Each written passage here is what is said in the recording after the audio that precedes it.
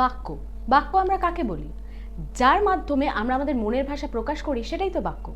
বাক্য তো অনেক রকম হয়, তার মধ্যে যৌগিক বাক্য কি করে আমরা সহজে বুঝে নেব, চলো সেটাই জেনে নিই।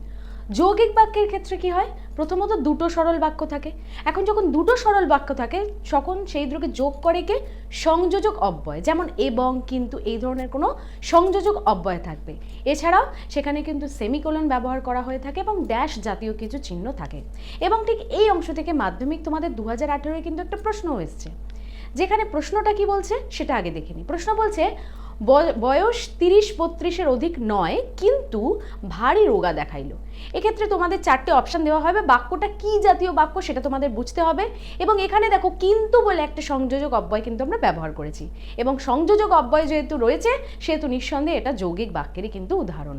আর সামনেই 2025, তার প্রিপারেশন সাজেশনের জন্য আমাদের চ্যানেলটাকে সাবস্ক্রাইব করে নিতে একদম ভুলো না।